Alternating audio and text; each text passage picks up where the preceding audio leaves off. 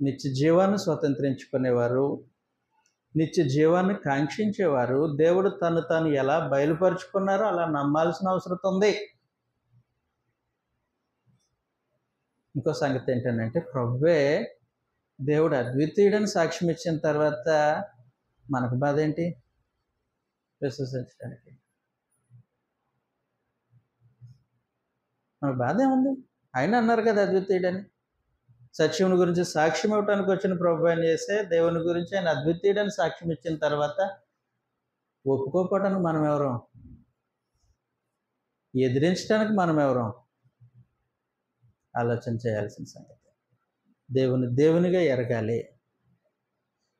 దేవునిగా ఎరగకపోవడం నేరం. దేవునిగా ఎరగకుండా ఆయన పంపించిన యేసుక్రీస్తునందు విశ్వాసం ఉంచడం సాధ్యం కాదు.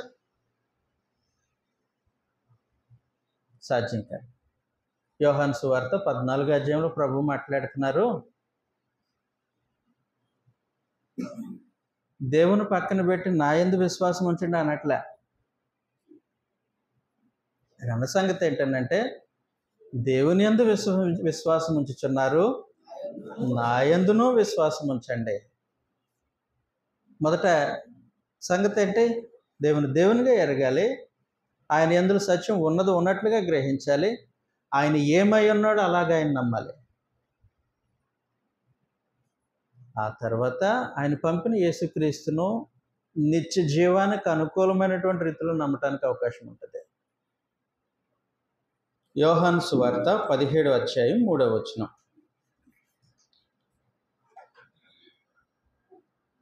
అద్వితీయ సత్యదేవుడు అని నిన్నును నీవు పంపిన యేసుక్రీస్తును ఎరుగుటియే నిత్య జీవం అని. నిత్య జీవం అది దేవుని వాగ్దానం. వాస్తవానికి ప్రభునందు విశ్వాసం ఉంచిన జనాంగానికి దేవుని వాగ్దానం నిత్య జీవం. అయితే ఎలాగూ నిత్య జీవం కలుగుతుంది, ఏమి ఎరగడం వల్ల నిత్య జీవం కలుగుతుంది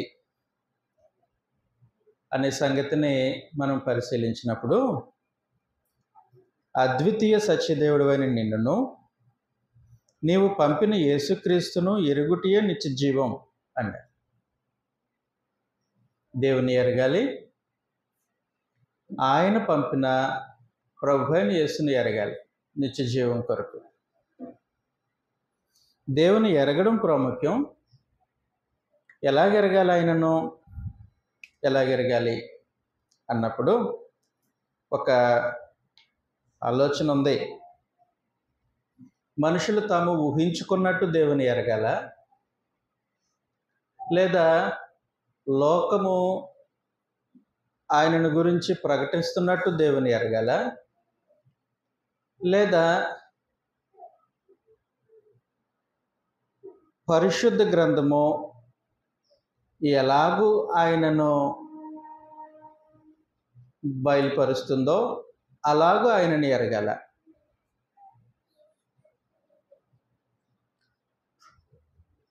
చాలాసార్లు లోకం ఏం చేస్తూ ఉంటారనంటే ఊహించుకుంటారు దేవుణ్ణి.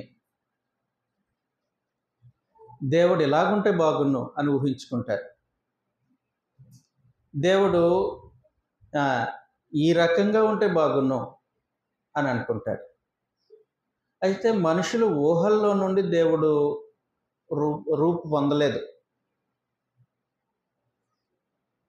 లేదంటే మనుషులు తాము ఏర్పాటు చేసినటువంటి సిద్ధాంతాలను బట్టి దేవుడు డిజైన్ చేయబడలేదు. దేవుడు తనంతటి తానుగా ఉన్నవారు, తనంతటి తానుగా ఆయన ఏమై ఉన్నారో బయలుపరిచేది పరిశుద్ధ గ్రంథం. అందువలన దేవుని ఏ విధంగా ఎరగాలి మనుషులు నిత్య జీవం కొరకు అనే సంగతిని మనము ఈ ఉదయకాల తరగతిలో ఆలోచన చేస్తాం. దేవుని మనుషులు ఏ విధంగా ఎరగాలనంటే ఆయన అద్వితీయుడు అని ఎరగాలి. నిత్య జీవం కొరకు మనుషులు ఆయనని ఎరగాల్సిన విధానం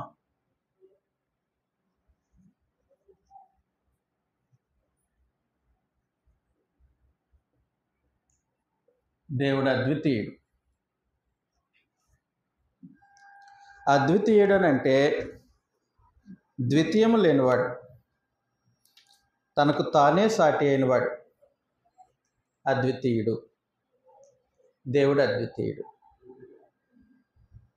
అద్వితీయులు అంటే ఎంతమంది ఉంటారు? ఒక్కరే, ఓన్లీ వన్. అద్వితీయుడు అంటే ఒక్కరే. ఆయనకు సాటి అయిన వారు కానీ, ఆయనకు సమానమైన వారు కానీ ఇంకెవరూ లేరు అని అర్థం. కాబట్టి మనుషులు నిత్యజీవం పొందటానికి దేవుని ఏమని ఎరగాలి అని అంటే దేవుడు అద్వితీయుడని ఎరగాలి. ఆయన అద్వితీయ సత్యదేవుడు, ఆయన అద్వితీయుడు అనే సంగతిని ఎరగాలి. వాస్తవానికి పరిశుద్ధ గ్రంథంలో అన్ని యుగాల్లో గ్రంథము తండ్రి అయిన దేవుని గురించి తెలియచేసిన సంగతి ఆయన అద్వితీయుడని. పాత నిబంధనలో దేవుడు తాను ఇశ్రాయేలీయులకు బయలుపరుచుకున్నప్పుడు, వారితో నిబంధన చేసినప్పుడు, మీ నిబంధన దేవుడినైన నేను అద్వితీయుడును అన్నారు. ద్వితీయోపదేశకాండం 6వ అధ్యాయం 4వ వచనంలో, ద్వితీయోపదేశకాండము 6వ అధ్యాయం 4వ వచనంలో, ఓ ఇశ్రాయేలు వినుము, మన దేవుడైన యెహోవా అద్వితీయుడగు యెహోవా. ఆయన ఏమై ఉన్నారని అంటే ఆయన అద్వితీయుడని యెహోవా. కాబట్టి పరిశుద్ధ లేఖనాలు పరిశుద్ధాత్మ సహాయంతో మోషే రచించినటువంటి ద్వితీయోపదేశకాండంలో ఏమని రాయబడి ఉందనంటే దేవుడు అద్వితీయుడు. ఇశ్రాయేలులతో నిబంధన చేసిన నిబంధన దేవుడు అద్వితీయుడు. ఇశ్రాయేలులతో నిబంధన చేసిన దేవుడు భూమి ఆకాశములను సృష్టించిన సృష్టికర్త. ఇశ్రాయేలులతో నిబంధన చేసినటువంటి ఆ దేవుడు సంకల్పాన్ని కలుగు చేసినవాడు, సమస్తాన్ని కలుగు చేసినవాడు. సంకల్పం ఆయన సొంతం. అలాంటి దేవుడు అద్వితీయుడైనటువంటి దేవుడు అని చెప్పేసి. కాబట్టి దేవుడు అద్వితీయుడు అని పరిశుద్ధ లేఖనాలు తెలియజేస్తూ ఉన్నాయి. పాత నిబంధన లేఖనాలు కూడా ఆ సంగతిని స్పష్టం చేస్తూ ఉన్నాయి. కీర్తన గ్రంథం 86వ అధ్యాయం, కీర్తన గ్రంథం 86వ అధ్యాయం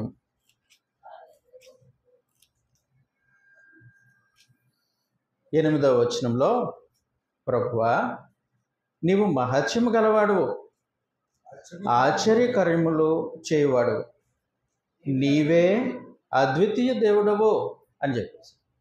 కాబట్టి ఆయన అద్వితీయ దేవుడు. ఆయన అద్వితీయుడైనటువంటి దేవుడు. ఆయన అద్వితీయ దేవుడని ఒకసారి నిరూపణ జరిగింది మనుషులందరి ఎదుట, ప్రత్యేకించి ఇశ్రాయేలీయుల సమాజంలో. ఎలా జరిగిందని అంటే మనకు తెలిసిన సమాచారమే. యెషయా గ్రంథం 37వ అధ్యాయంలో హిజ్కియా యూదులకు రాజుగా ఉన్నాడు. యెరూషలేములో అతడు యూదులు రాజుగా పరిపాలన చేస్తూ ఉంటే సన్హెరబు అనే అష్షూరు రాజు యెరూషలేము పైన దండెత్తొచ్చాడు. తన సైన్యంతో యెరూషలేమును చుట్టుముట్టేశాడు. చుట్టుముట్టేయడం మాత్రమే కాకుండా దేవుడు అద్వితీయుడనే సంగతి తాను బయలుపరుచుకున్నటువంటి విషయాన్ని తృణీకరించి దేవుణ్ణి అవమానపరిచే విధంగా హిజ్కియా మాట్లాడుతూ ఉన్నాడు. అప్పుడు ఒక సవాల్ వచ్చింది. హిజ్కియా దేవుని పక్షముగా దేవునిపై ఆధారపడి దేవుడు అద్వితీయుడైన సంగతి తను పరిపాలిస్తున్న జనాంగం ఎదుట నిరూపించాల్సిన అవసరం ఉంది. అలాగే దేవుడు ఎలాంటి వారో తెలియక తనపై దండెత్తి వచ్చిన సన్హెరబుకును అతని సైన్యానికి కూడా తెలియజేయాల్సిన అవసరం ఉంది. ఈ లోకమంతా దేవుడు అద్వితీయుడు అని నిరూపణ చేయాల్సిన అవసరం. వాస్తవానికి ఆయన అద్వితీయుడు, మనుషులు గ్రహించట్లేదు, దానివల్ల సమస్యలో పడుతున్నారు. అందువలన హిజ్కియా దేవుని సముఖంలో ప్రార్థన చేయడం ప్రారంభించాడు. ఏమని ప్రార్థన చేస్తూ ఉన్నాడు? 37వ అధ్యాయం యెషయా గ్రంథం 15వ వచనంలో యెహోవా సన్నిధిని ఇట్లని ప్రార్థన చేశాను. యెహోవా, కెరూబుల మధ్యలో నివసించుచున్న ఇశ్రాయేలీల దేవా, భూమి ఆకాశములను కలుగజేసిన అద్వితీయ దేవా, నువ్వు అద్వితీయ దేవుడు. భూమిని యెషయా 37:16 అండి. భూమి ఆకాశములను కలుగజేసిన అద్వితీయ దేవా, నీవు లోకమందున్న సకల రాజ్యములకును దేవుడై ఉన్నావు. 20వ వచనంలో యెహోవా, లోకమందున్న నీవే, నిజముగా నీవే అద్వితీయ దేవుడువైన యెహోవా అని సమస్త జనులను తెలుసుకొనున్నట్లు అతని చేతిలో నుండి మమ్మలను రక్షించుము. కాబట్టి ఆయన అద్వితీయుడు అనే సంగతి సమస్త జనులు తెలుసుకోవాలి. ప్రత్యేకించి ఆయన అద్వితీయుడని తెలుసుకోవడంలో నిత్యజీవం ఉంది. అద్వితీయ సత్యదేవుడు అని నీవు పంపిన యేసుక్రీస్తును ఎరుగుటే నిత్యజీవం. కాబట్టి దేవుని అద్వితీయుడని ఎరగకుండా నిత్యజీవము వచ్చే అవకాశం లేదు.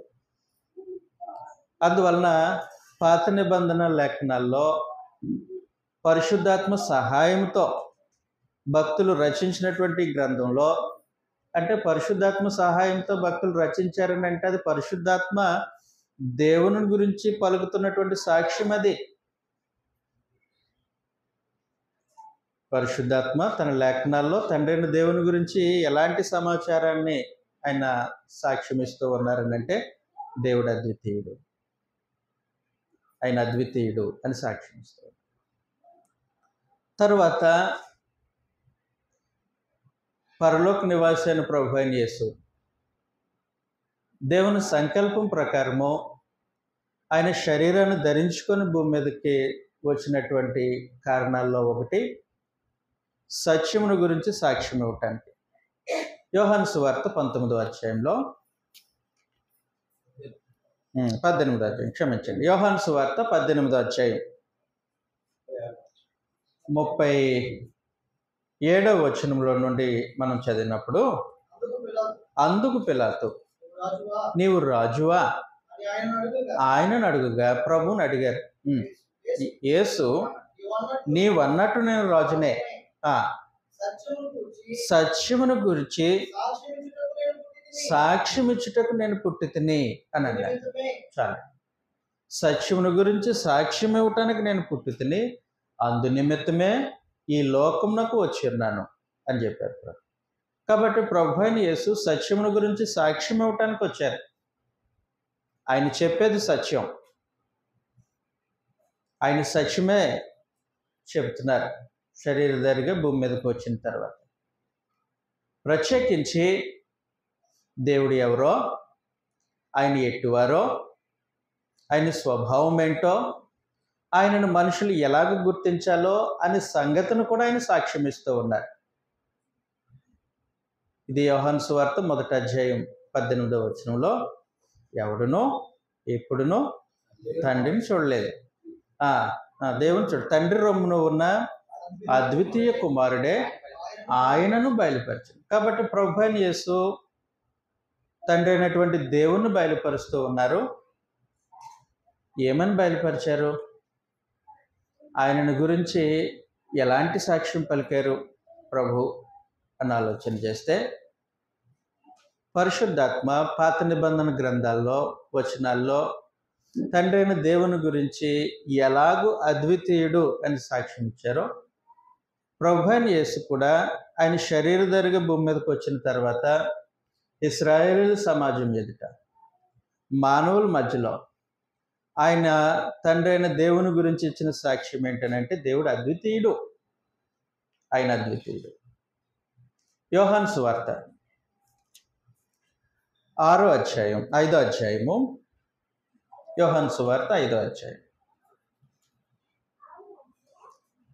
43వ వచనంలో నుండి మనం చదివితే, నేను నా తండ్రి నామమును వచ్చి ఉన్నాను, మీరు నన్ను అంగీకరింపరు. మరి ఒకడు తన నామమును వచ్చిన ఎడల వారిని అంగీకరించరు. అద్వితీయ దేవుని వలన వచ్చి మెప్పును కోరక ఈ యొక్కని వలన ఒకడు మెప్పు పొందుచున్న మీరు ఎలాగూ నమ్మగలరు అని చెప్పేసి. కాబట్టి ఆయన అద్వితీయుడు అని ప్రభు యేసు తెలియజేస్తూ ఉన్నారు. ఆయన అద్వితీయ దేవుడు, ఆయన అద్వితీయుడు. ప్రభు తండ్రిని గురించి తెలియజేసినటువంటి సత్యము, ఆయనకి సాటి అయిన వారు కానీ ఆయనకు సమానమైన వారు కానీ ఎవరు లేరు. ఆయన అద్వితీయుడు. మనుషులు నిత్యజీవం కొరకు ఆయనను అలాగే నమ్మాలి. అద్వితీయులు ఒక్కరే, అంటే అద్వితీయ దేవుడు ఒక్కరే. ఎవరైనా తండ్రి, ఆయన అద్వితీయుడు. ఎందుకు అలాగే నమ్మాలి? పరిశుద్ధ గ్రంథము అలాగే పరిచయం చేస్తుంది తండ్రి అయినటువంటిది. ఎందుకు అలాగే నమ్మాలి? ప్రభు అయిన యేసు ఆయనను గురించి సత్యము ఆ విధంగానే తెలియజేశారు. పరిశుద్ధ లేఖనాలు, పరిశుద్ధాత్మ యొక్క సహాయంతో పలుకుబడినటువంటి లేఖనాల్లో పరిశుద్ధాత్మ కూడా అదే సంగతిని ధృవీకరిస్తూ ఉన్నారు. కాబట్టి నిత్య జీవాన్ని కోరుకున్న ప్రతి ఒక్కరూ దేవుని ఎలా పడితే అలాగూ ఊహించినట్టుగా, లేదా మనుషులు గ్రంథానికి విరుద్ధంగా ప్రకటిస్తున్నట్టుగా దేవుని నమ్మితే నిత్య జీవం ఉండదు. ఆయన అద్వితీయుడని నమ్మాలి. ఆయన అద్వితీయుడు. వాస్తవం. ఇంకొక ప్రాముఖ్యమైనటువంటి సంగతి, ఒకసారి ఒక శాస్త్రి, అంటే ధర్మశాస్త్ర ఉపదేశకుడు, బాగా గ్రంథం తెలిసినటువంటి వ్యక్తి ప్రభు దగ్గరికి వచ్చారు. ప్రభు దగ్గరికి వచ్చి ప్రభుతో సంభాషిస్తూ ఒక ప్రశ్న అడిగారు ప్రభువుని. మార్కు సువార్త 12వ అధ్యాయం 28వ వచనంలో నుండి, మార్కు సువార్త 12వ అధ్యాయం 28వ వచనంలో, శాస్త్రులలో ఒకడు వచ్చి వారు తర్కించుట విని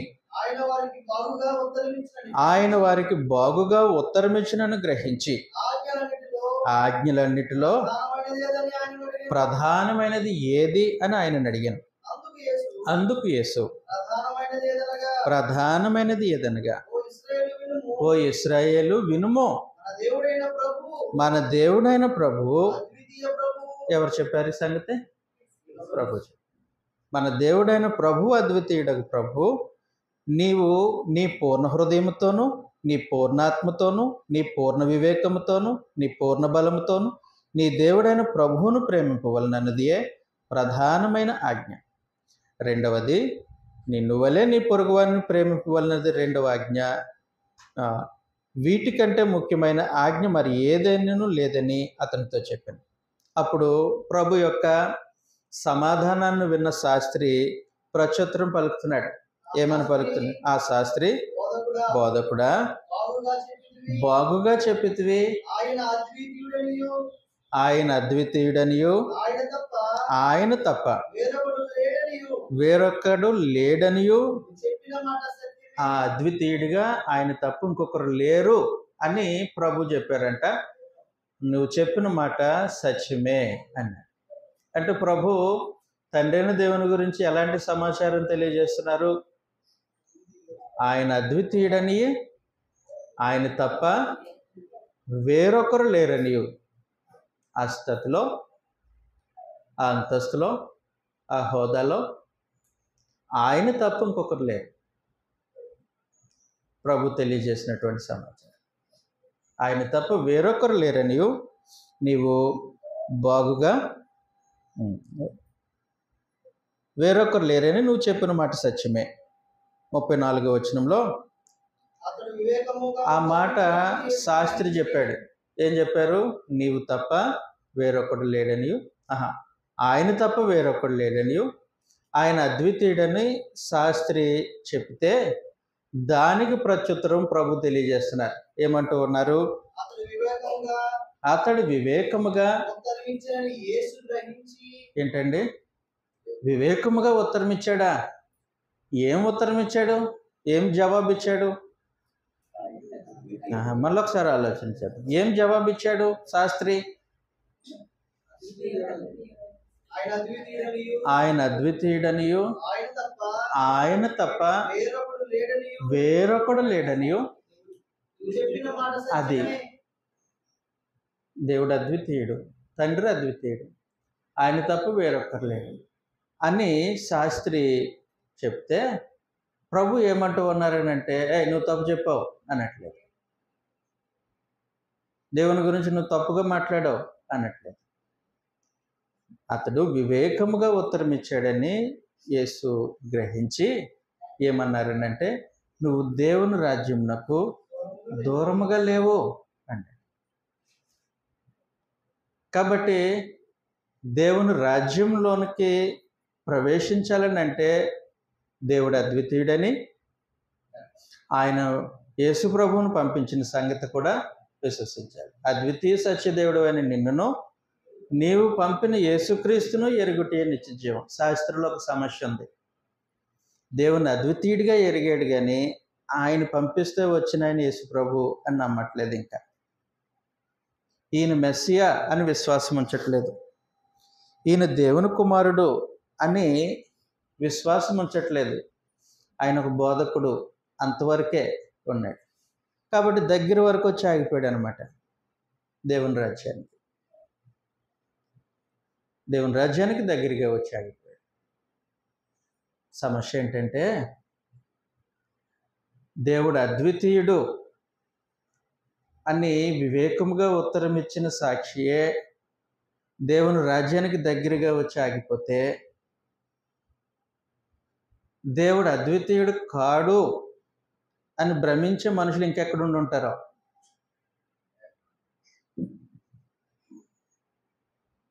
వాళ్ళ అడ్రస్ ఏంటో,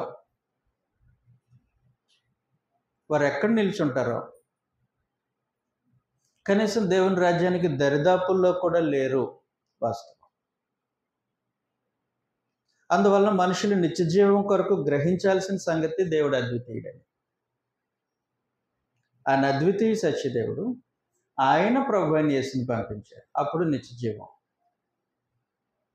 అందువలన శాస్త్రితో ప్రభు అయిన యేసు యొక్క సంభాషణలో ప్రభు నిరూపించిన సంగతి ఏంటనంటే, ఆయన అద్వితీయుడు, నన్ను పంపించిన తండ్రి అద్వితీయుడు, ఆయన అద్వితీయ దేవుడు అంటే. అంత మాత్రమే కాదండి, అపోస్తలుల యొక్క బోధలో ప్రభు అయిన యేసు యొక్క బోధను అనుసరించి దాన్ని ప్రకటించినటువంటి అపోస్తలుల యొక్క బోధలో వారు తమ బోధలో తండ్రి అయిన దేవుణ్ణి ఎలాగ ప్రకటించారు,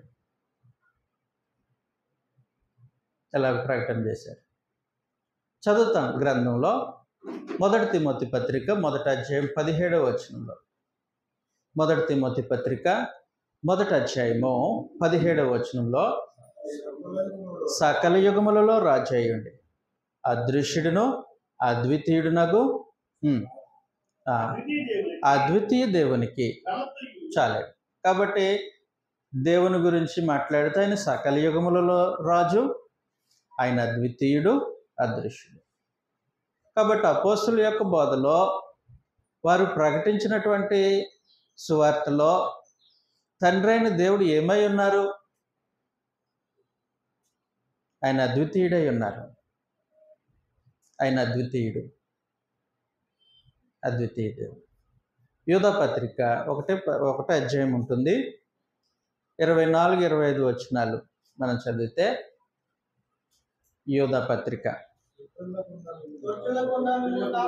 తొట్టిల్లకుండా మిమ్మల్ని కాపాడుటకును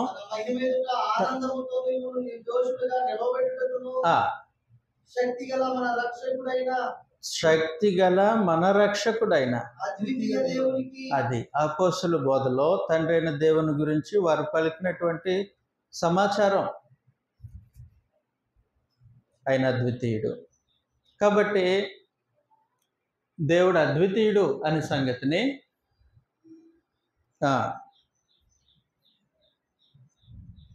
పరిశుద్ధాత్మ పలికారు.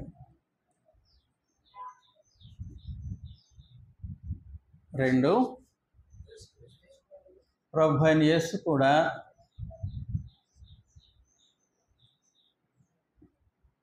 తెలియజేశారు. 3, అపోస్తలులు వారి ప్రకటనలో తెలియజేశారు. ఎంతమంది సాక్ష్యం ఇస్తే నమ్మాలనా వద్దా?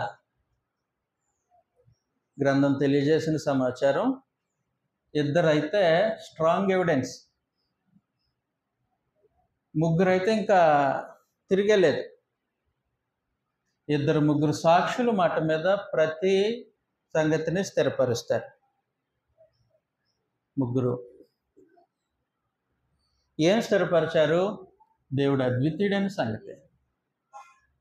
దేవుడు అద్వితీయుడైన సంగతిని స్థిరపరచడం మాత్రమే కాదు, దేవుడు అద్వితీయుడని గ్రహిస్తేనే నిత్య జీవం. దేవుడు అద్వితీయుడైన సంగతిని విశ్వసిస్తేనే నిత్య జీవం. ప్రాముఖ్యమైనటువంటి సంగతి. దేవుడు అద్వితీయుడని నమ్మకుండా నిత్య జీవాన్ని పొందటానికి అవకాశం ఉండదు. అందువలన మనుషులు గమనించాల్సిన సంగతి దేవుడు అద్వితీయుడని. అద్వితీయుడని అంటే మనం ముందు మాట్లాడుకున్నట్టు ఆయనకు సమానమైన వారు కానీ, ఆయనకు సాటి అయిన వారు కానీ ఇంకొకరు లేరు అని అర్థం. ఆయనకు సమానమైన వారు కానీ, ఆయనకు సాటి అయిన వారు కానీ ఇంకొకరు లేరు. అదే శాస్త్రి తెలియజేశాడు, వివేకంగా తెలియజేశాడు. ఏమన్నాడంటే, ఆయన అద్వితీయుడనియో, ఆయన తప్ప వేరొకరు లేరనియో నువ్వు చెప్పిన మాట సత్యమే యేసు ప్రభు అన్నాడు. కాబట్టి ఆయన తప్ప వేరొకరు లేరు ఆ స్థాయిలో, అంటే ఆ స్థితిలో అన్నారు. కాబట్టి దేవుడు అద్వితీయుడు. దేవుడు అద్వితీయుడు అనే సంగతిని పరిశుద్ధ గ్రంథంలో 2 రకాలుగా మనం చూస్తాం. ఆయన జ్ఞానములో అద్వితీయుడు,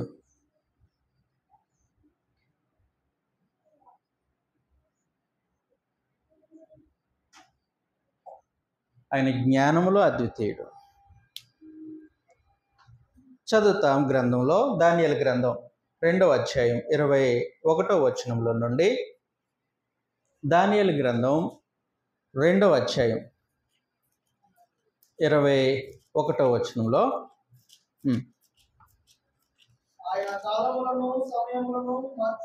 ఆయన కాలములను సమయములను మార్చువాడయుండి రాజులను త్రోసివేయచు నియమించుచు ఉన్నవాడును. అదండి, వివేకులకు వివేకమును జ్ఞానులకు జ్ఞానమును అనుగ్రహించువాడనై ఉన్నాడు. కాబట్టి ఆయన ఏం చేస్తూ ఉన్నారు? జ్ఞానులకు జ్ఞానాన్ని, వివేకులకు వివేకాన్ని అనుగ్రహిస్తూ ఉన్నారు. అంటే ఆయన జ్ఞానాన్ని అనుగ్రహించేవాడు. వాస్తవానికి సమస్తమైనటువంటి జ్ఞానము తండ్రి అయిన దేవుని యొక్క సొంతం. ప్రత్యేకించి భవిష్యత్ జ్ఞానం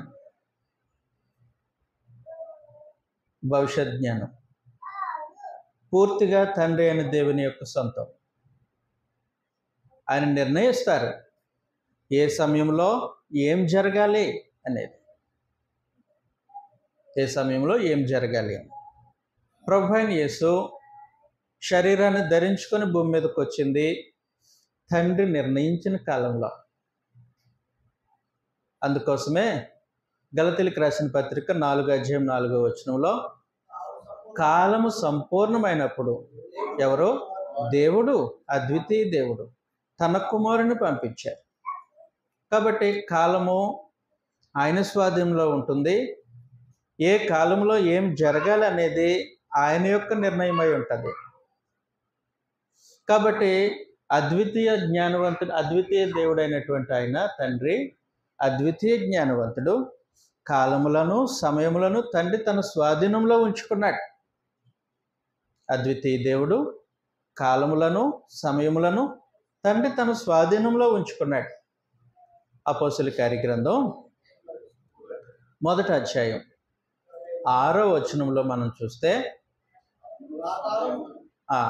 అపోస్తలుల కార్యగ్రంథం 1వ అధ్యాయం 6వ వచనంలో, యేసు ప్రభు మరణించారు, సమాధి చేయబడ్డారు, ఇప్పుడు పునరుత్థానం లేచారు, తను తాను సజీవునిగా కనుపరుచుకుంటున్నారు. అపోస్తలులు అప్పుడు శిష్యులు ప్రభువుని ఒక ప్రశ్న అడిగారు. ఏమడిగారంటే చదువుతాం. కాబట్టి వారు ప్రభువా ఈ కాలమందు ఇశ్రాయేలీలకు రాజ్యమును మరలా అనుగ్రహించదువా అని అడిగారు. ప్రభువుని అడిగారు. కారణం ఏమనంటే వాళ్ళ సంగతులు భౌతికంగా చూస్తున్నారు. వారు అప్పుడు రోమా ప్రభుత్వం కింద ఉన్నారు. ఇప్పుడు స్వతంత్రులుగా ఇశ్రాయేలీలకు మరలా రాజ్యాన్ని అప్పగిస్తావా అని అడిగినప్పుడు ప్రభు చెప్పిన సమాధానము ఒకసారి మనము పరిశీలన చేద్దాం. అందుకు ఆయన కాలములను సమయములను తండ్రి అది ఆయన స్వాధీనం, ఆయన సొంతం. ఏంటి? కాలములు, సమయాలు. వాటిని తెలుసుకోవడం ఇంకెవరి పని కాదు, మీ పని కాదు. వాటిని తెలుసుకోవడం మీ పని కాదు. ఏ కాలంలో ఏ సమయంలో ఏమి జరగాలో నిర్ణయించేది ఆయన. ఏ కాలంలో ఏ సమయంలో ఏం జరగాలని నిర్ణయించేది ఆయన. ప్రభు ఎప్పుడు శరీరాన్ని ధరించుకొని భూమి మీదకి రావాలి? ఎవరి నిర్ణయం? ప్రభు నిర్ణయం కదా. పరలోకంలో ఇంకెవరి నిర్ణయం కదా, అది దేవుని నిర్ణయం. కారణం ఏమనంటే కాలములను సమయములను తండ్రి తన స్వాధీనంలో ఉంచుకున్నాడు. అందువలన ఆయన అద్వితీయ జ్ఞానవంతుడు. ఆయన అద్వితీయ జ్ఞానవంతుడు. సంపూర్ణమైనటువంటి భవిష్యత్ జ్ఞానం ఆయన సొంతం. కాలములను సమయములను దేవుడు తన స్వాధీనంలో ఉంచుకున్నాడు. మనందరికీ తెలిసిన సమాచారం. మరలా ప్రభు ప్రత్యక్షం అవుతారు అని యూదులు నిరీక్షించేవారు. మొదటి శతాబ్దపు క్రైస్తవులు నిరీక్షించేవారు. ప్రత్యేకించి మనం కూడా నిరీక్షిస్తున్నాము. ఇప్పుడు ప్రభు అయిన యేసు శరీరధారిగా ఉన్నప్పుడు శిష్యులు కూడా నిరీక్షించారు. మత్తయి సువార్త 24వ అధ్యాయంలో, మత్తయి సువార్త 24వ అధ్యాయం 1వ వచనంలో నుండి, యేసు దేవాలయము నుండి బయలుదేరి వెళుచుండగా ఆయన శిష్యులు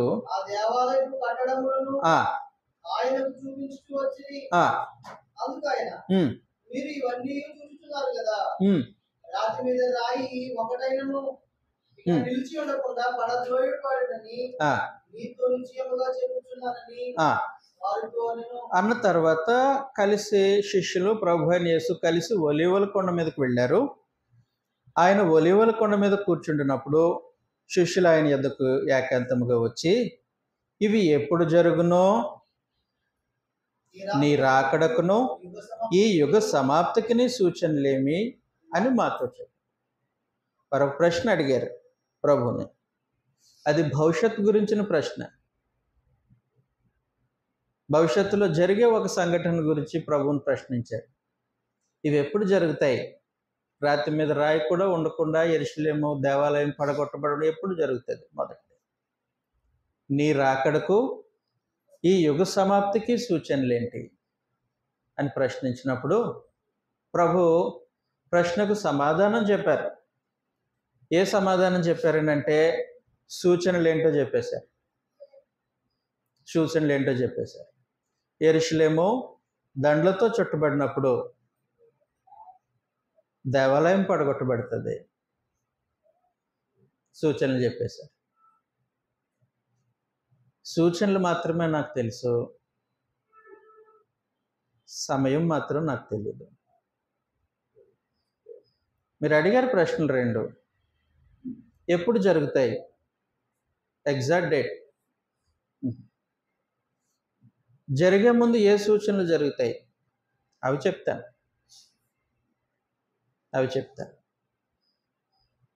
యెరూషలేము గండ్లతో చుట్టబడతా ఉంటుంది.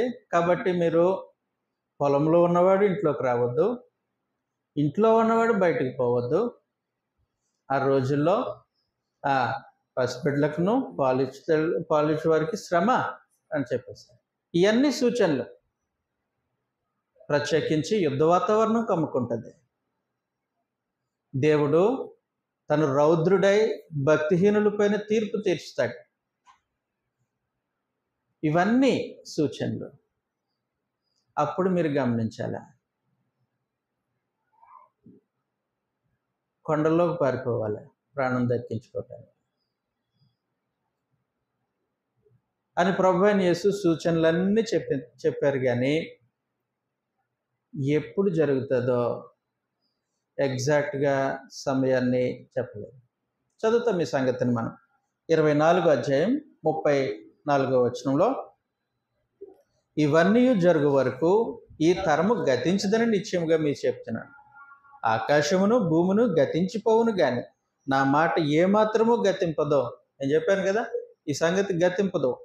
ఆకాశమైన భూమైన గతించిపోతుంది కానీ యెరూషలేము విషయంలో నేను చెప్పిన సంగతి గతించిపోదు అని చెప్పిన తర్వాత 35, అయితే అదిగోండి ఆ దినమును గూర్చియు ఆ గడియను గూర్చియు అదిగో తండ్రి మాత్రమే అని అంటే ఆయన తప్ప ఇంకొకరికి తెలియదు అనమాట. అంతే కదా. ఏ మనుషుడైనను పరలోకమందుల దేవదూతలైనను కుమారుడైనను ఎరగదు, తండ్రి మాత్రమే ఎరగదు. ఏ సంగతి? భవిష్యత్తు కాలములు సమయములను తండ్రి తన స్వాధీనంలో ఉంచుకున్నాడు. సంపూర్ణమైన భవిష్యత్ జ్ఞానం ఆయన సొంతం. ఏ సమయంలో ఏం జరగాలనేది నిర్ణయించేది ఆయన మాత్రమే ఎరుగు, ఆయన మాత్రమే. అందువల్ల పరిశుద్ధ గ్రంథము దేవుని గురించి ఎలాంటి సంగతిని మాట్లాడుతూ ఉందనంటే ఆయన అద్వితీయ జ్ఞానవంతుడు. రోమీలకు రాసినటువంటి పత్రిక 16వ అధ్యాయం, రోమీలకు రాసినటువంటి పత్రిక 16వ అధ్యాయం 25, 27 వచనాలు కలిసి ఉంటాయి. కొంచెం చదువుతాం మనం ఆ సంగతిని పరిశీలనగా. సమస్తమైన అనుజనులు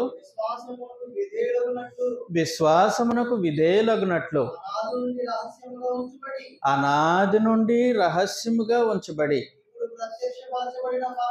ఇప్పుడు ప్రత్యక్షపరచబడిన మర్మము నిత్య దేవుని ఆజ్ఞ ప్రకారము ప్రవక్తల లేఖనముల ద్వారా వారికి తెలుపబడి ఉన్నది. నా సువార్త ప్రకారముగాను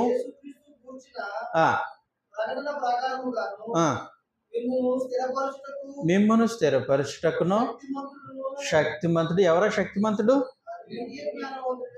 అద్వితీయ జ్ఞానవంతుడైన దేవునికి. కాబట్టి పరిశుద్ధ గ్రంథము తండ్రి అయిన దేవుని గురించి ఎలాంటి సమాచారాన్ని తెలియజేస్తూ ఉందనంటే ఆయన అద్వితీయ జ్ఞానవంతుడు.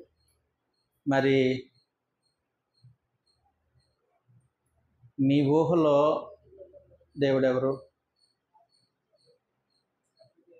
మనుషులు ఊహిస్తున్నటువంటి వారి ఊహల్లో దేవుడు ఎలాంటి వారు?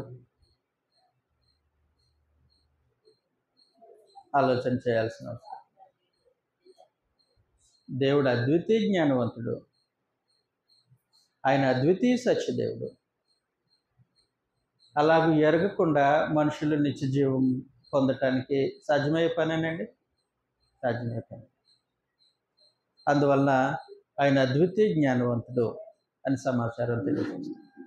రెండవ సంగతి, దేవుడు అద్వితీయుడు, అందులో ప్రత్యేకించి ఆయన జ్ఞానంలో అద్వితీయుడు. రెండవది, ఆయన అధికారంలో అద్వితీయుడు.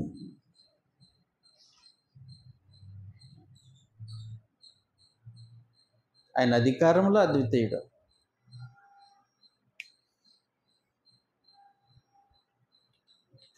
దేవుడు అధికారంలో అద్వితీయుడు.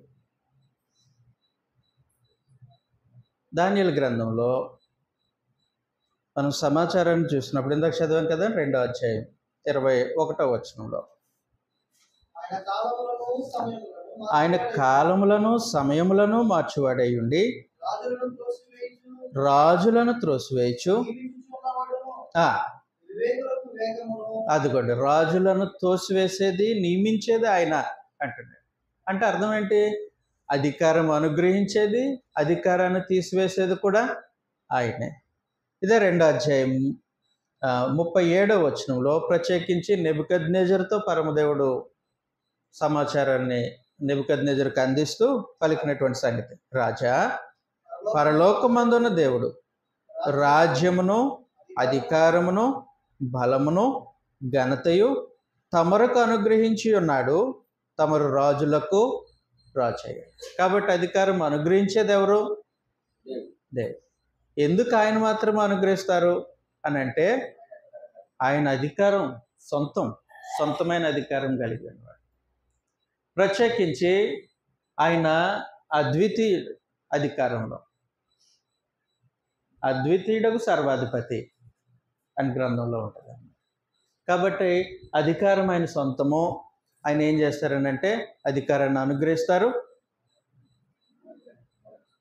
అధికారాన్ని తీసేసేది కూడా ఆయనే. అధికారం అనుగ్రహించేది ఆయన, అధికారాన్ని తీసివేసేది కూడా ఆయనే. దేవుడు తన అధికారంతో, దేవుడు తన అద్వితీయ సర్వాధిపతి కాబట్టి, ఆయన అధికారంలో అద్వితీయుడు కాబట్టి ఆయన ఏం చేస్తూ ఉంటారనంటే తన అధికారాన్ని బట్టి సొంత నిర్ణయాలు తీసుకుంటారు. దేవుడు తన సొంత నిర్ణయాలు తీసుకుంటారు. అది ఆయన అధికారం. తన పోలికలో, తన స్వరూపంలో నరులను చేయాలనేది దేవుని సొంత నిర్ణయమా, సభాభిప్రాయమా? దేవుడు నిర్ణయం తీసుకున్నారు. ఏమని నిర్ణయం తీసుకున్నారనంటే, మన స్వరూపమందు, మన పోలికలో నరులను చేద్దాం. తన నిర్ణయాన్ని ఆయన సముఖంలో ఉండేవారు ముందు తీర్మానించారు. అంతేగాని మన స్వరూపంలో, మన పోలికలో నరులను చేద్దామా అని అడగలేదు. దాని మీద మీ అభిప్రాయం చెప్పండి కాదు, నిర్ణయం ఆయన సొంతం. ఆయన నిర్ణయాన్ని తీసుకునేటప్పుడు ఎవరితో సంప్రదించాల్సిన అవసరం ఉండదు. కారణం ఏమనంటే అధికారం ఆయన సొంతం. ఆయన అద్వితీయుడకు సర్వాధిపతి. ఆయన ఏం చేస్తూ ఉంటారనంటే తన చిత్తానుసారముగా చేసిన నిర్ణయం చొప్పున సమస్త కార్యాలు జరిగిస్తారు. ఎఫెసీ పత్రిక 1వ అధ్యాయం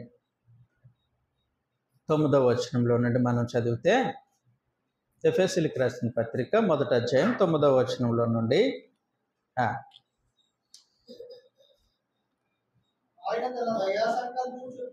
ఆయన తన దయా సంకల్పం చొప్పున 10 నుంచి చదివేస్తాయి. ఈ సంకల్పం బట్టి ఆయన పరలోకంలో ఉన్నవారిలో కానీ భూమి మీద ఉన్నవారు కానీ సమస్తమును క్రీస్తునందు ఏకముగా సమకూర్చవలనని, అదిగో దేవుడంట తనలో తాను నిర్ణయించుకున్నారంట. సొంత నిర్ణయం, తనలో తాను నిర్ణయించుకునే సామర్థ్యం దేవునిది. కారణం ఏమనంటే ఆయన అద్వితీయుడకు సర్వాధిపతి. అందువలన తన పోలికలో, తన స్వరూపంలో నరులను చేద్దామనేది ఆయన నిర్ణయం. కాలం సంపూర్ణమైనప్పుడు దేవుడు తన కుమారుని పంపాలనేది ఆయన నిర్ణయం. ఈ యుగ సమాప్తి ఎప్పుడు జరిగించాలో ఆయన నిర్ణయం. కాబట్టి సొంతమైనటువంటి నిర్ణయము దేవుడు తీసుకుంటారు. ఆయన అద్వితీయుడగు సర్వాధిపతి. ఒక సంగతి ఏంటంటే, నమ్మాల్సిన సత్యం ఇది, ఊహ కాదు. నిత్య జీవం కొరకు మనం నమ్మాల్సిన సత్యం, ఎవరినో మెప్పించడం కోసం కాదు. ఎవరికో ఏదో కలిసి వస్తుందని కూడా కాదు. ఇది మన నిత్య జీవం కొరకు నమ్మాల్సిన సత్యం అది. ప్రభు అయిన యేసు కూడా అద్వితీయుడకు సర్వాధిపతే అధికారాన్ని అనుగ్రహించారు.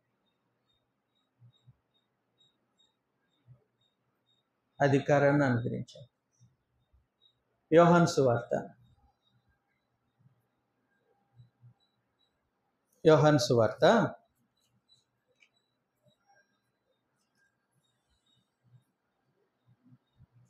5వ అధ్యాయం 22వ వచనంలో, తండ్రి ఎవనికిని తీర్పు తీర్చడు గాని తండ్రిని గణపరచునట్లుగా అందరూ కుమారుని గణపరచవలనని తీర్పు తీర్చుటకు సర్వాధికారము. ఎవరికి అప్పగించారు సర్వాధికారాన్ని? తీర్పు తీర్చే సర్వాధికారాన్ని తండ్రి కుమారునికి అప్పగించారు. అంటే ఇక్కడ సొంతమైన అధికారం ఎవరిది? తండ్రిది. ఆయన సొంతమైన అధికారం కలిగిన వాడు. ఆయన ఏం చేస్తూ ఉంటాడనంటే, ఎవరికి ఇచ్చుట న్యాయమని అనిపిస్తుందో వారికి అధికారాన్ని ఇస్తారు. కాబట్టి తండ్రి అయిన దేవుడు ప్రభు అయిన యేసుకు సర్వాధికారాన్ని అనుగ్రహించారు. తీర్పు తీర్చడానికి సర్వాధికారాన్ని అనుగ్రహించారు. 27వ వచనం మనం చూస్తే, మరియు ఆయన మనుష్య కుమారుడు గనుక తీర్పు తీర్చుటకు తండ్రి అధికారం అనుగ్రహించెను. కాబట్టి తండ్రి అయిన దేవుడు ఏం చేస్తూ ఉంటారనంటే, ఆయన అధికారములు అద్వితీయుడు కనుక ఆయన అధికారాన్ని అనుగ్రహిస్తూ ఉంటారు, అధికారాన్ని తీసివేస్తూ ఉంటారు. సౌలుకి అధికారం ఇచ్చింది ఎవరు? ఎందుకని? అధికారం ఆయన సొంతం. దావీదుకి అధికారం ఇచ్చింది ఎవరు? నెబుకద్నెజర్కి అధికారం ఇచ్చింది ఎవరు? ఏదెన్ తోటలో మొట్టమొదటిగా ఆదామును సృష్టించినప్పుడు తాను సృష్టించిన వాటన్నిటిపైన అధికారం ఇచ్చింది ఎవరు? దేవుడు అధికారం ఇస్తారు. ఎందుకు ఆయన మాత్రమే అధికారం ఇవ్వాలి? అది ఆయన సొంతం. అధికారంలో ఆయన అద్వితీయుడు. ఆయన అద్వితీయ సర్వాధిపతి. అందువలన ఆయన అధికారం అనుగ్రహిస్తారు. ప్రభు అయిన యేసుకు కూడా అధికారం అనుగ్రహించింది ఆయనే. ఆయనను ప్రభువుగాను క్రీస్తుగాను నియమించును అని మనం చదువుతాం కదా, అపోస్తలుల కార్యగ్రంథం 2వ అధ్యాయం 28వ వచనంలో. 26 చదువుతాం ప్రత్యేకించి. 36 క్షమించండి. ఓ ఇశ్రాయేలు వినుము. కాదు 36వ వచనం. మీరు సిలువ వేసిన యేసునే దేవుడు ప్రభువుగాను ఎవరు నియమించారు? తండ్రి ప్రభు అయిన యేసుని నియమించారు. ఏమని నియమించారు? ప్రభువుగా నియమించారంట, క్రీస్తుగా నియమించారంట. ఆయన నియమించే స్థాయిలో ఉన్నారు. అందువలన ఆయన అధికారంలో అద్వితీయుడు.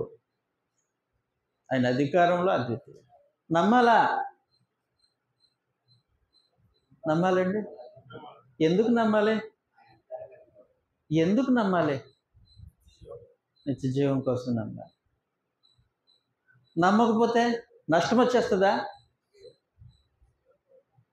ఈ సంగతులు తెలియకపోతే మనుషులు నష్టపోతారండి. ఇంకొక ఆయన అంటాడు, ఇవన్నీ అవసరమా మనకి? భక్తిగా బ్రతికితే సరిపోదు. నీ భక్తి గ్రంథానుసారమైనది ఉండవసరం లేదా? గ్రంథానుసారమైనది ఉండవసరం లేదా? ఈ మాట అంటున్నాను వేరే అనుకోవద్దు.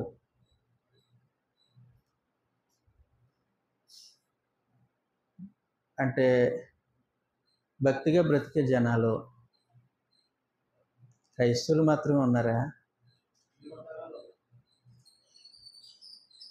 మరి వాళ్ళకి నిత్య జీవం వస్తుందా? ఇంకొక సంగతి, ప్రభు బోధలు ఆజ్ఞలు అనేవి మనము ఒకసారి పక్కన పెడితే, నీతి సూక్తులు ఏ పుస్తకంలో లేవు?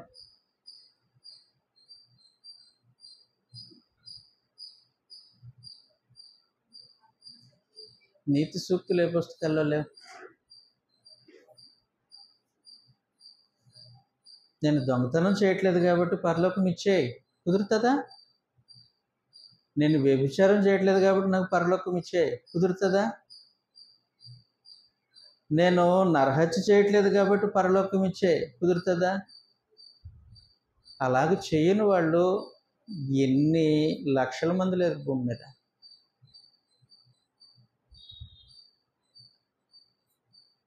నీ భక్తికి, నీ ప్రవర్తనకి, నీ క్రియలకు విలువైన గుర్తింపు నీ విశ్వాసం మీద ఆధారపడి ఉంటుంది.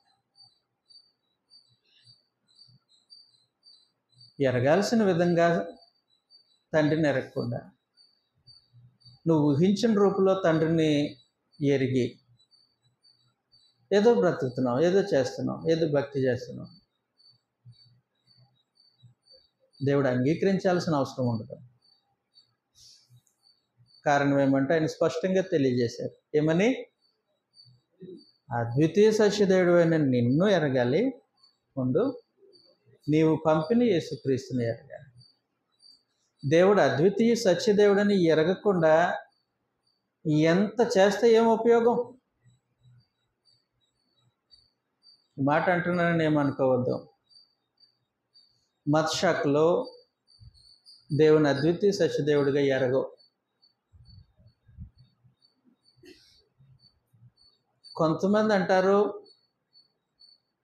తండ్రే కుమారుడిగా వచ్చారు, కుమారుడే పరిశుద్ధాత్మగా వచ్చారు అని. ఇంకొంతమంది అంటారు, ముగ్గురు సమానమైన వ్యక్తులు,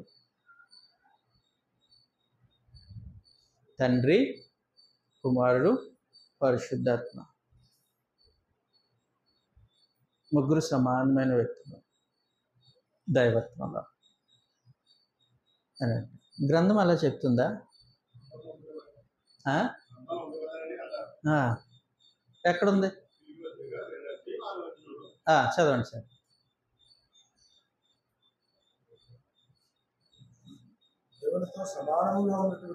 అది దేవునితో సమానముగా ఉండుట విడిచిపెట్టకూడని భాగ్యం. ఏ విషయంలో?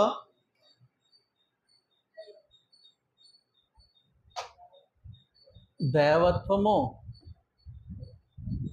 స్వభావము. కొలస్సీ 2:9. కొలస్సీ 2:9.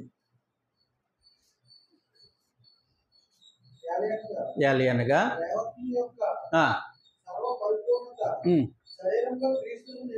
కాబట్టి దేవత్వం యొక్క సర్వసంపూర్ణత దేవునిలో ఉంది. దేవునిలో ఉంది. ఆధారము రోమపత్రిక 1:19-20 వచ్చిన. ఇదే దేవత్వం యొక్క సర్వసంపూర్ణత ఇంకొకరిలో ఉంది, ఆయన క్రీస్తు.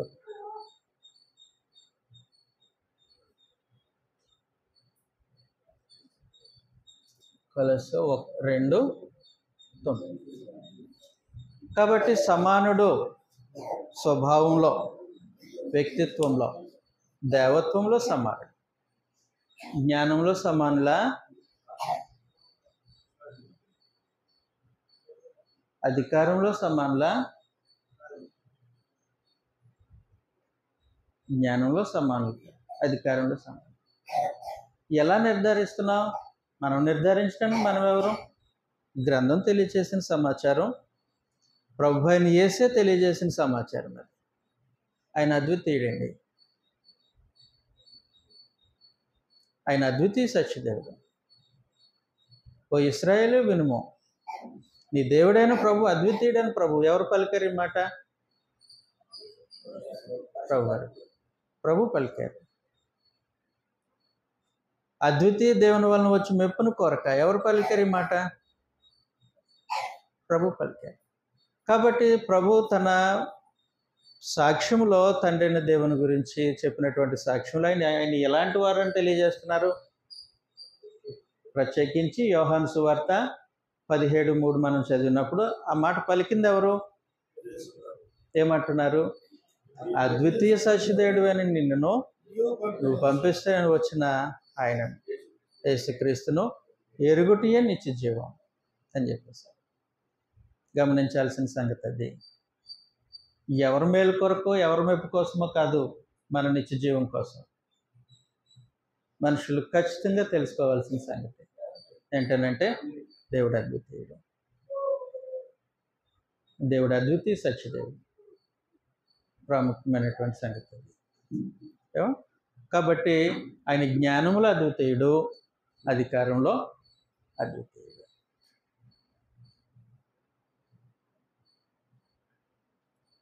మత్తయి సువార్త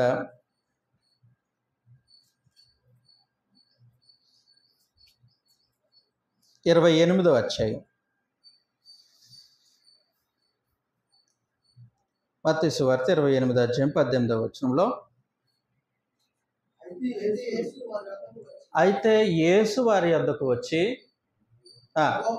పరలోకమందును భూమి మీదను నాకు సర్వాధికారం ఇవ్వబడి ఉన్నది. అది ప్రభు ఏమంటున్నారని అంటే, పరలోకమందు భూమి మీద సర్వాధికారం నాకు ఇవ్వబడింది. ఇచ్చిన వారు ఎవరు? తండ్రి. తీసుకున్నది ఎవరు? యేసు ప్రభు.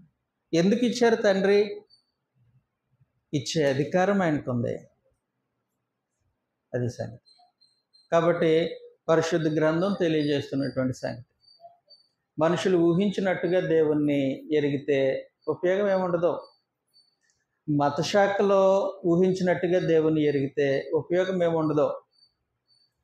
అది చెప్పాను కదా, తండ్రే యేసు ప్రభులోకి వచ్చారు, యేసు ప్రభువే పరిశుద్ధాత్మలోకి వచ్చారు అన్నారు. ఇంకొక సిద్ధాంతం ఏంటి? దేవుడు, ప్రభు, పరిశుద్ధాత్మ వీరందరూ అని ఇంకొక సిద్ధాంతం. గ్రంథం అలా మాట్లాడలేదు. ఆయన అద్వితీయుడు, ఆయన అద్వితీయుడిగా ఎరగాలి. ఆయన అద్వితీయుడిగా ఎరిగితేనే ఆయన పంపిన యేసుక్రీస్తునందు విశ్వాసం ఉంచుతారు. అప్పుడు నిశ్చయం. ప్రాముఖ్యమైనటువంటి సంగతి. అది తెలియకుండా, అది మనం గ్రహించకుండా ఎంతకాలము సంగతులు జరిగిస్తున్నా, ఎంతకాలము భక్తి చేస్తూ ఉన్నా, అది క్రమం అవుతుందా, అక్రమం అవుతుందా? క్రమం అవుతుందా, అక్రమం అవుతుందా? ప్రభువా ప్రభువా అని నన్ను పిలిచి ప్రతివాడు పరలోకంలో ప్రవేశించడు, కానీ తండ్రి చిత్త ప్రకారం చేయవాడే ప్రవేశించింది. ఏంటి తండ్రి చిత్తం? ఆయన ఎరగట్లో వాస్తవానికి దేవుణ్ణి దేవునిగా ఎరగటానికి మొదటి నుంచి పరలోకమందున దేవుడు తాను బయలుపరుచుకుంటున్నారు. తాను సృష్టించిన సృష్టిలో దేవుడు తాను బయలుపరుచుకున్నారు. మనం చూసాం కదా, రోమిలకు రాసిన పత్రిక ఒకసారి చదివేసేద్దాం, ఇబ్బంది ఏమి లేదు. రోమిలకు రాసినటువంటి పత్రిక 1వ అధ్యాయం 18వ వచనంలో నుండి,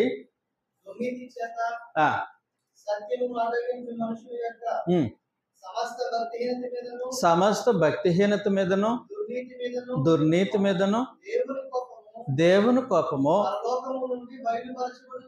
పరలోకం నుండి దేవుని కోపం బయలుపరచబడుతుందా? ఏం పొరపాటు చేశారు మనుషులు? ఏం పొరపాటు చేశారని అంటే దుర్నీతి చేత దేవుని యొక్క సత్యాన్ని అడ్డగించారు. దేవుని యొక్క సత్యాన్ని అడ్డగించారు అంటే అర్థం ఏంటి? దేవునిగా మహింపరచలేదంటే 23వ వచనం మనం చదివినప్పుడు వారు ఆ తర్వాత 22 చదువునండి. వారి అవివేక హృదయం అంధకారమాయను, జ్ఞానులమని చెప్పుకొనుచు వారి అవివేక హృదయం అంధకారమైందంట. 21వ వచనంలో వారి దేవుని ఎరిగియు దేవునిగానే మహింపరచలు, ఇంకొకలా చేయకూడదా? దేవునిగా కాకుండా దేవునిగా మహింపరచకుండా ఇంకొకలాగా చేస్తే పొరపాటు అవుతుందా? పొరపాటు. ఆయన తను బయలుపరుచుకున్న విధంగా మనుషులు ఆయనను మహింపరచకుండా ఉంటే నేరం అవుతుందా? నేరం అవుతుంది. ఇది వాస్తవం. ఇంకొక ప్రాముఖ్యమైన సంగతి చెప్తున్నాను. దేవుని గురించి మనం మాట్లాడుతూ ఉన్నప్పుడు ఆయనలో సత్యం ఉన్నట్లుగా మాట్లాడాలి. యోబును పరామర్శించడానికి 3 స్నేహితులు వచ్చారు. వచ్చిన ప్రతి ఒక్కడు దేవుడి గురించి మాట్లాడినోడే. వారితో కలిసి యోబు కూడా దేవుడి గురించి మాట్లాడుతున్నాడు. దేవుడు అని ప్రస్తావన లేకుండా ఎవరు ప్రసంగం ముగించలే. వచ్చిన 3 స్నేహితులు ముగించలే. ప్రత్యేకించి వాళ్ళు ఎన్ని గొప్ప సంగతులు చెప్పారంటే మహనీయులు యోబు స్నేహితులు చెప్పిన ఆ మాటల్లో నుండి ప్రసంగాలు కూడా చేసేస్తారు దేవుని గురించి.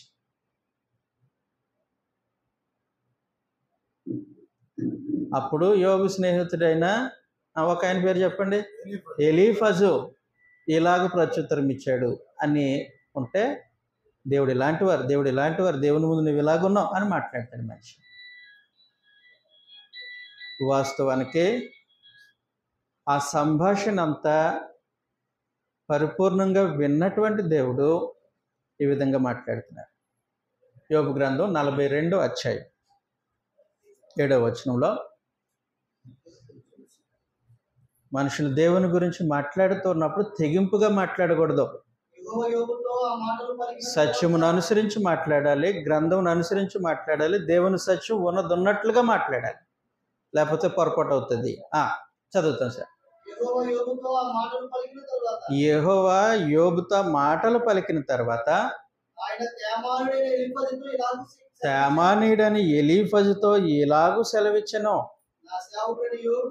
నా సేవకుడైన యోబు అది పలికినట్లు మీరు నన్ను గూర్చి యుక్తముగా పలుకలేదు గనుక నా కోపము మీ మీదను మీ ఇద్దరు స్నేహితుల మీదను మండుచున్నది.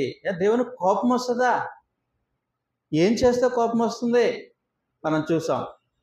రోమీయులకు రాసిన పత్రిక 1వ అధ్యాయం 18వ వచనంలో దేవుని సత్యాన్ని అడ్డగిస్తే ఆయన కోపం వచ్చింది. ఎలాగ అడ్డగించావు? ప్రత్యేకించి యోబు స్నేహితులు ఎలాగ అడ్డగించారు? దేవుని గురించి మాట్లాడినప్పుడు, నోరు తెరిచినప్పుడు అసలు దేవుని గురించి ఏమి యుక్తంగా పలకాలో అది పలకలేదంట. దేవుని గురించి ఎలాంటి పలుకులు పలకాలో అలా పలకలేదు. ఆయన స్థితి ఏంటో, ఆయన స్వభావం ఏంటో, ఆయన ఔన్నత్యం ఏంటో ఏమీ ఎరగకుండా నోటుకొచ్చినట్టు మాట్లాడారంట. ఎవరి గురించి? మనుషుని కోసం మాట్లాడతావా? దేవుని కోసం నోటుకొచ్చినట్టు మాట్లాడితే ఆయన కోపం రేపేవాళ్ళు అవుతారు. ఆయన కోపం రేపేవాళ్ళు అవుతారు. యోబు మాట్లాడాడు, ఓకే, ఆయన మాటల్లో యుక్తం ఉంది, ఆయన పలుకులు యుక్తమైన పలుకులు నన్ను గురించి. మీరు అధ్యాయాలు మాట్లాడారు, మీలో ఒక్కడు కూడా నా గురించి యుక్తంగా పలకలేదు. యుక్తంగా పలకకపోతే నష్టమా? నష్టం కాకపోతే ఏంటి? నష్టం కాకపోతే ఏంటి? నా గురించి యుక్తంగా పలకకపోతే నేను కోపిస్తాను, ఉగ్రత చూపిస్తాను. నన్ను గూర్చిన సత్యాన్ని మీరు అడ్డగిస్తే ఉగ్రతకు పాత్రులు అవుతారు. ప్రాముఖ్యమైనటువంటి సంగతి, గ్రహించాల్సినటువంటి సంగతి. మనుషులు దేవుని గురించి మాట్లాడుతూ ఉన్నప్పుడు చాలా జాగ్రత్తగా మాట్లాడాలి, గ్రంథాన్ని అనుసరించి మాట్లాడాలి, గ్రంథంలో ఉన్నది ఉన్నట్లుగా మాట్లాడాలి. అర్థం కాలేదు అంతే. ఎలీఫజుకు అర్థం కాలేదు, ఏం చేయాలా? మనం యోబు స్నేహితులకు అర్థం కాలేదు, ఏం చేయాలా? తన భక్తుడైనట్టు దేవుని గురించి ఎలా పడితే అలా మాట్లాడతావా? ఎంత ధైర్యం నీకు?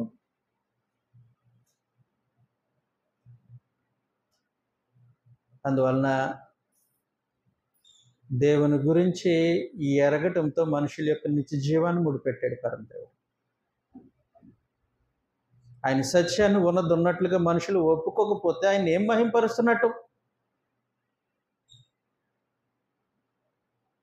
ఆయన సత్యాన్ని ఉన్నది ఉన్నట్లుగా ప్రకటించకపోతే ఆయనని ఏం మహింపరుస్తూ ఉన్నట్టు?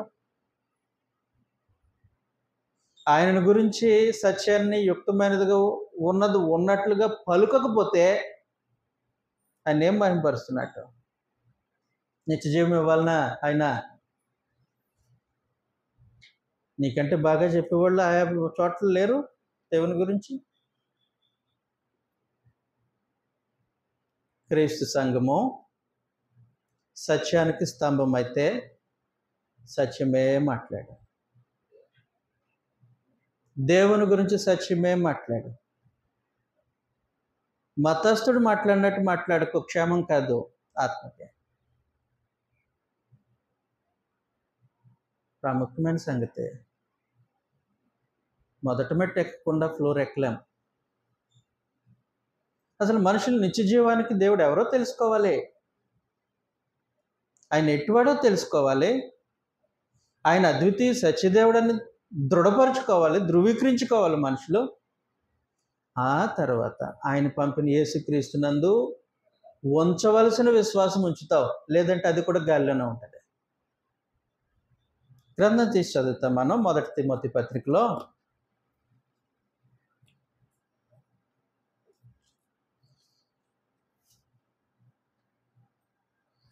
2 తిమోతి పత్రిక 1వ అధ్యాయం 13వ వచనంలో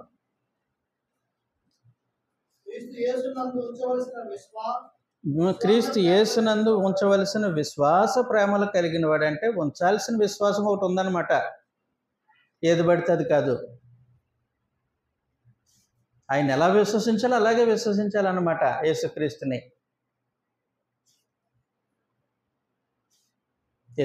అలా విశ్వసించాలి.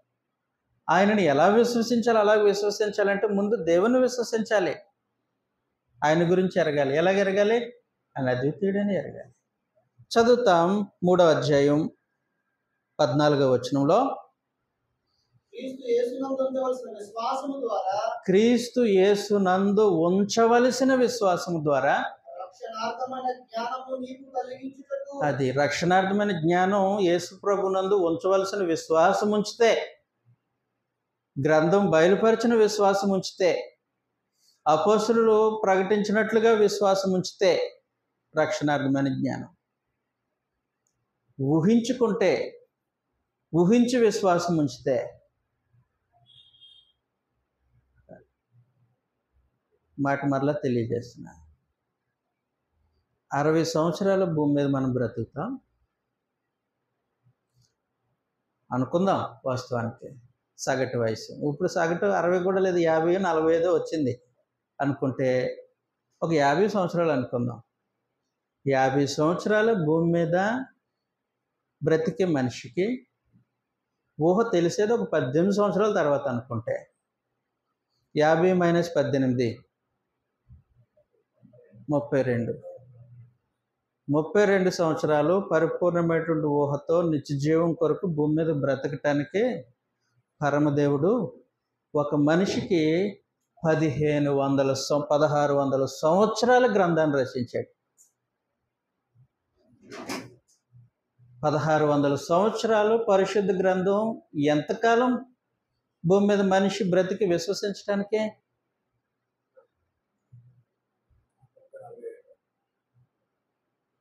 34 ఏళ్ళు భూమి మీద ఉన్నది ఉన్నట్లుగా సంగతులు సత్యాన్ని నమ్మటానికి దేవుడే 1500 సంవత్సరాలు తీసుకుంటే 1600 సంవత్సరాలు తీసుకుంటే దాని విషయంలో ఎంత జాగ్రత్త అవసరం? ఆయనను అంటే ఆయన యందు సత్యం ఉన్నది ఉన్నట్లుగా నమ్మటానికి, మనుషులు ఆయన యందు విశ్వాసం ఉంచి రక్షణ పొందటానికి ఇంత సమాచారం అవసరమా మానవ జాతికి? అందులో ప్రత్యేకించి పితరుల యుగం, ధర్మశాస్త్ర యుగం, క్రైస్తవ యుగంలో 100 సంవత్సరాలు మొదటి శతాబ్దంలో రచించిన పుస్తకాలు, ఇవన్నీ దేనికి? దేవుని ఊహించుకోవటానికా? మనకు తోచినట్లుగా ప్రభు అయిన యేసును విశ్వసించటానికా? అయితే ఇది అవసరం లేదు.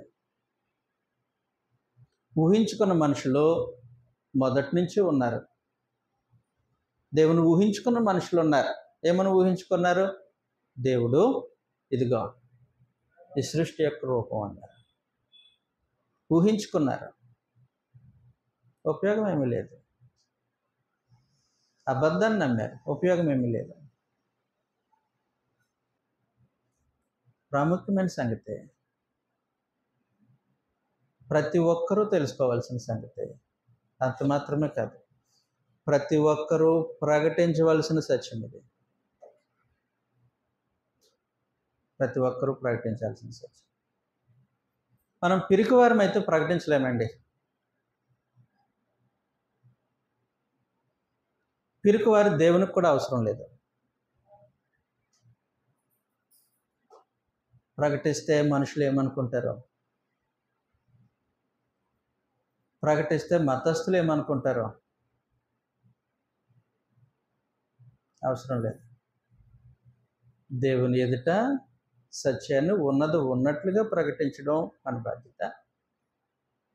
ఆయన యందు సత్యం ఉన్నది ఉన్నట్లుగా విశ్వసించడం మన బాధ్యత. అంతవరకే. మనుషులు రియాక్షన్ ఎలాగుంటుందో మనకు అవసరం లేదు. అందుకే అంటాడు అపోస్తలుడైన పౌలు, సువార్తను గురించి నేను సిగ్గుపడేవాడను కాను. మొదటి యూదునికిని గ్రీసు దేశస్థునికిని రక్షించటానికి దేవుని శక్తి సువార్తలో ఉంది. ఎందుకు నాకు సిగ్గు? ధైర్యంగా ప్రకటిస్తారంట. ధైర్యం. దేవుని గురించిన సత్యాన్ని ఉన్నది ఉన్నట్లుగా ప్రకటించడానికి ధైర్యం కావాలి. వాస్తవానికి ధైర్యం కావాలి. ప్రకటిస్తే ఏమనుకుంటారో అనుకొని నష్టపోయేది ఏముంది? ప్రకటిస్తే మన గురించి దుష్ప్రచారం చేస్తారని చేయనే ఏముంది? నువ్వేనా నష్టపోతావా? నా నిమిత్తము జనులు మిమ్మల్ని నిందించి హింసించి అబద్ధముగా చెడ్డ మాటలలో పలుకున్నప్పుడు మీరు ధన్యులు, పరలోకంలో ఫలం అధికమవుతుంది. మనుషులు ఏమనుకుంటే ఉపయోగం ఏముంది? మనుషుల మెప్పు కోసమా? కాదు కదా. దేవుని మెప్పు కొరకు మనం పనిచేస్తాం. అందువలన సత్యాన్ని ఉన్నది ఉన్నట్లుగా ధైర్యంగా ప్రకటన చేయడం మన బాధ్యత ఉంటుంది క్రైస్తవులుగా.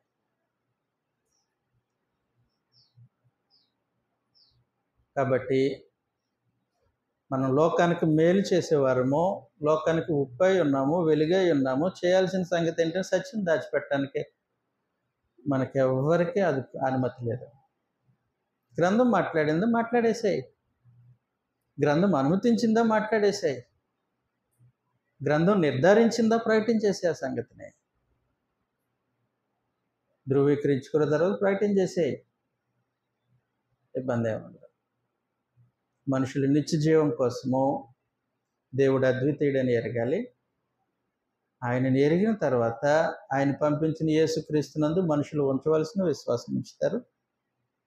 దానిని బట్టి నిశ్చయం వస్తుంది. కాబట్టి సరే పరిశీలించుకుందాం, పరీక్షించుకుందాం, దేవుని మెప్పించే విధంగా మన ప్రవర్తన దిద్దుకుందాం అని నన్ను నేను హెచ్చరించుకుంటూ ప్రేమతో మీకు మనవి చేస్తూ మాట్లాడుతున్నాను. అందరికీ